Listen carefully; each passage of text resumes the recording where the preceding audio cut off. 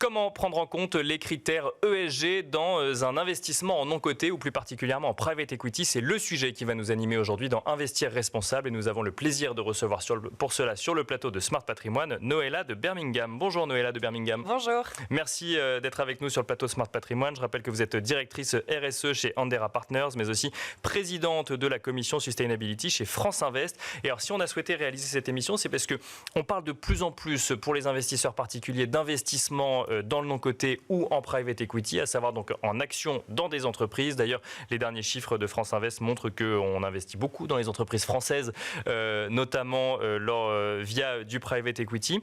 La question que peuvent se poser un certain nombre d'investisseurs, c'est comment faire de l'ESG, comment mettre en place une stratégie ESG lorsque l'on veut investir son patrimoine dans des entreprises non cotées. Comment est-ce que ces critères ESG sont pris en compte, Noëlla de Birmingham ? Alors, les critères ESG sont très largement pris en compte par les acteurs du non-coté en private equity. Et il y a eu un bond assez significatif ces dernières années. Alors, il y a quelques chiffres de France Invest qui le montrent. On estime qu'il y a une société de gestion sur deux qui ont une équipe dédiée sur le sujet. D'accord. On estime aussi qu'il y a 95% des fonds qui ont des politiques ESG qui sont structurées et formalisées. Donc je pense que ça montre bien qu'il y a un élan important. Alors même que ça veut dire quoi? Il y a une pression des investisseurs de la même manière que sur le côté, puisqu'il y a moins cette obligation, par exemple, de publier des rapports de manière régulière comme on peut l'avoir sur l'investissement coté, mais il y a ce tournant qui a été pris aussi par le non-coté. Tout à fait. Je pense qu'on a terminé un peu l'ère de c'est une contrainte ou un supplément. Il y a une vraie prise de conscience que c'est un axe de création de valeur. Et c'est ça qui fait un peu la particularité et le côté unique de l'investissement non coté. C'est qu'on a une implication très directe dans la stratégie, dans la gouvernance des entreprises qu'on accompagne. Ce qui nous permet en fait d'être des vrais catalyseurs de transformation ESG de ces entreprises et donc du coup de création de valeur. Et donc c'est vraiment ça qui pousse aujourd'hui les fonds à intégrer ces critères de manière importante. Ce que vous dites, c'est que les fonds qui intègrent ces critères le font pas juste dans un objectif de sélection, mais derrière ensuite accompagne dans la prise en compte de critères ESG au sein d'une stratégie d'entreprise, par exemple? Tout à fait. En fait, l'idée, c'est que comme aujourd'hui, en tant qu'investisseur non coté, on a un accès extrêmement direct à l'entreprise, on travaille quotidiennement avec le management de ces entreprises pour intégrer la dimension ESG dans leur stratégie de croissance. C'est-à-dire qu'on va mettre la même énergie dans leur croissance économique et dans leur croissance aussi et l'intégration de critères extra-financiers dans cette croissance-là. Et donc ça, c'est assez concret. C'est-à-dire qu'on a des équipes très souvent qui sont dédiés à ces sujets et qui vont accompagner à la mise en place d'empreintes carbone, de trajectoires de réduction de ces empreintes, d'une meilleure qualité de vie au travail. Et tous ces éléments-là vont permettre à l'entreprise d'être plus saine et plus résiliente aussi pour faire face aux différentes crises. Intégrer des critères ESG, ça veut dire une meilleure performance à la fin pour l'entreprise? Tout à fait. Alors, il y a un certain nombre d'études qui commencent à le démontrer. On a publié un livre blanc chez France Invest qui donne un certain nombre d'éléments dessus.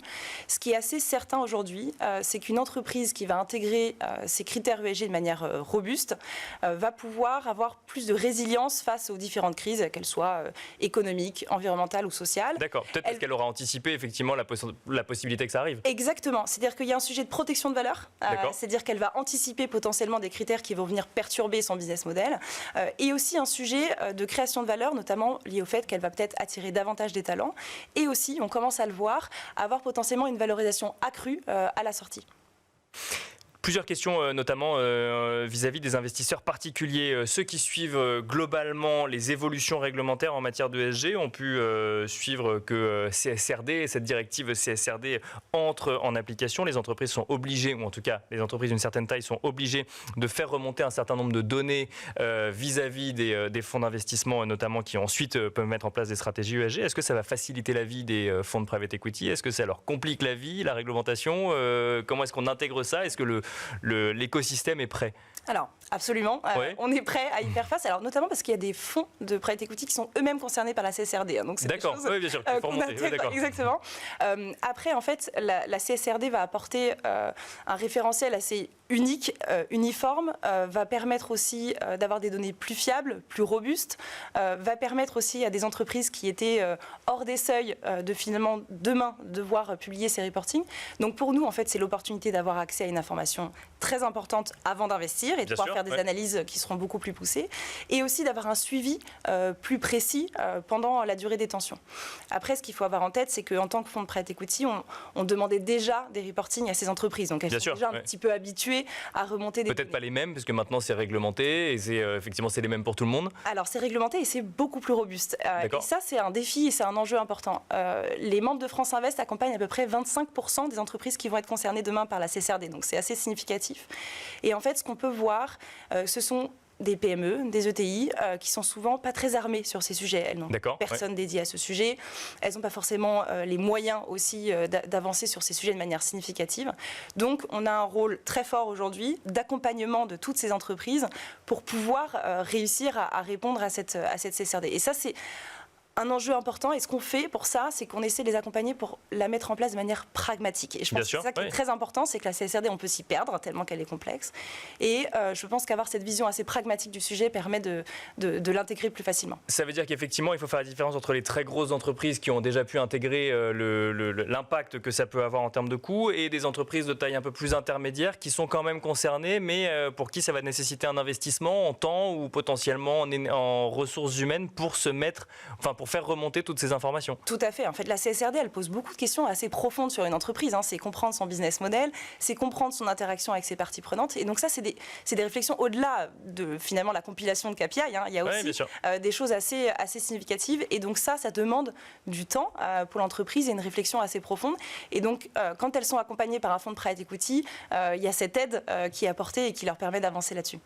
Si je reviens côté particulier, investisseur particulier, comment est-ce qu'un investisseur particulier qui décide d'aller faire du private equity, comment un conseiller en gestion de patrimoine qui accompagne des clients sur le sujet peut suivre au quotidien les engagements ESG, compris les fonds vis-à-vis des entreprises qu'ils accompagnent? Alors, excellente question, parce que je pense que beaucoup se la posent. En fait, ce qui se passe, c'est qu'au sein des fonds de private equity, la transparence, elle est évidemment clé. Et en fait, on publie des rapports, que ce soit financiers et extra-financiers, qui sont assez robustes et qui sont accessibles en fait à tous les investisseurs, que ce soit des investisseurs institutionnels ou des investisseurs individuels, particuliers ou sociétés de gestion. Et donc, du coup, en fait, quelle que soit la typologie de l'investisseur, ils ont accès au même type de données. Et le travail qu'on fait, par contre, c'est de rendre ces données peut-être plus accessibles, plus pragmatiques, plus lisibles, opérationnelles, plus lisibles pour des investisseurs qui seraient non spécialisés. Donc ça, c'est un enjeu important qu'on est en train de faire aujourd'hui. Donc ça nécessite aussi que le secteur intègre que maintenant, il s'adresse au grand public quelque part. Tout à fait. Averti ou non averti. Exactement. Et donc ça demande parfois de transmettre l'information de manière un petit peu plus accessible, un peu différente. Merci beaucoup Noëlla de Birmingham de nous avoir accompagnés dans Smart Patrimoine. Je rappelle que vous êtes directrice RSE chez Andera Partners, mais aussi présidente de la commission Sustainability chez France Invest. Merci beaucoup. Merci à vous. Et quant à nous, on se retrouve tout de suite dans Enjeu Patrimoine.